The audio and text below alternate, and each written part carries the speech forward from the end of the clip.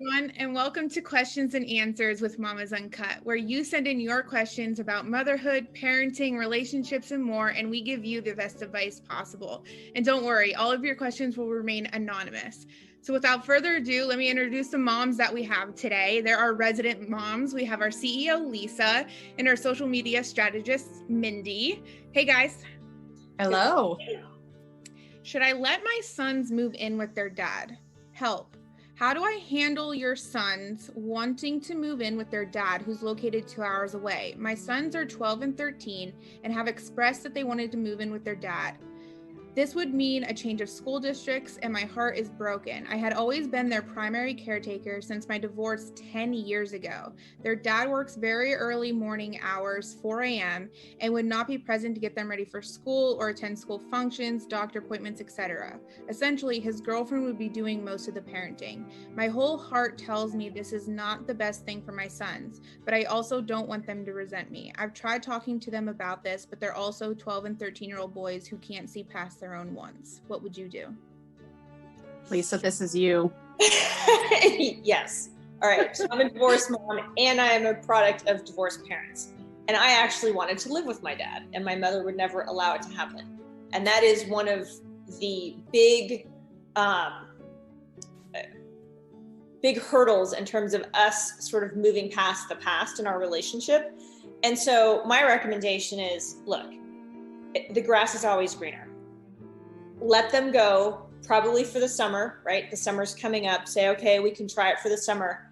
My guess is the boys are going to come back because they're going to see they've got it, they're going to be much more comfortable and see they've got it better with you. Feel confident enough in yourself to let them go. And if they choose to stay, that's okay, right? Because they're old enough, from my perspective, to take that decision. I was old enough when I was 8 or 9 and fought my mom tooth and nail until I moved out when I was 16 because that was the right answer for me. But at the end of the day, you're still their mom. They love you. You're going to have a good relationship with them. And it may change over time. But my guess is the boys come back, and let them go for the summer and drive up and see them every weekend and be the mom who's present, but let them sort of spread their wings a bit. That's my advice. So I'm not a divorced mom and I don't have kids that are that age yet, but my gut tells me as long as it's as long as you don't feel like they're going to be in an unsafe situation. I mean, the husband's girlfriend, maybe she doesn't know her as well as she feels like she should. Maybe that is something she needs to reach out to her and have communication about that, because it would be so difficult. I mean, I'm just thinking of my children going to live somewhere else on a more permanent basis, and it would hurt. I really feel for this mom and what she's experiencing, because it's got to be so difficult. But I think you're right. I think that if they go and try it out, they may change their minds and come back. And over the summer is a great idea because they can go and explore for a bit, and school districts aren't changed. And maybe a trial period is something that would work well. Maybe you talk with your ex and you say, hey, they're thinking about coming to live with you. We should try this out. Make sure everything works with your girlfriend and with you and your schedules and the boys. How would X amount of months sound?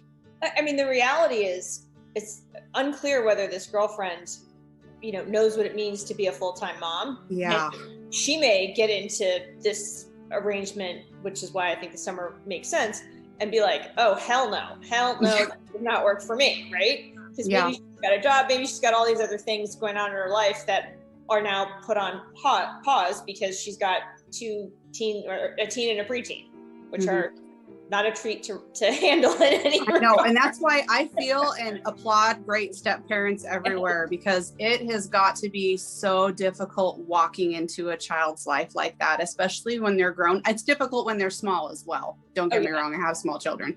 But I applaud great step parents everywhere for if they are able to do that and love them as their children, which is exactly how it should be. I love to see situations like that. Yep. Agreed. I also think it would be interesting for them to maybe ease into it. And if she's willing to give him some custody, 2 hours isn't bad for, a weekend long visit or something along those lines. So try the weekend, see if it's good, see if you know, mom and girlfriend get along, and if girlfriend and kids get along, and kind of ease their way into it, not just like, bam, new school districts, you're living full time with your dad and that's it. Yeah. That would be crazy.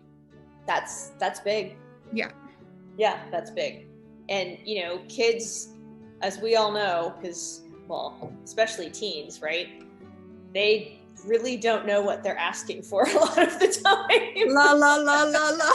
Yes. I'm going to pretend like I'm not listening to all the teen craziness because I'm not there yet. Just knowing myself as a teen, and like my interests changed like every 5 seconds. Like, totally. Yeah.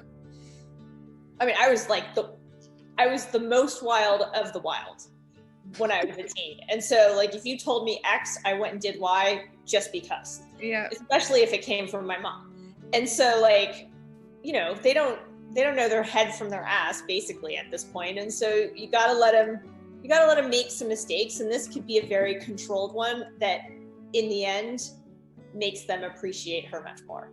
Yeah, exactly. All right, guys, don't forget to send us over your questions so we can answer them here. Bye.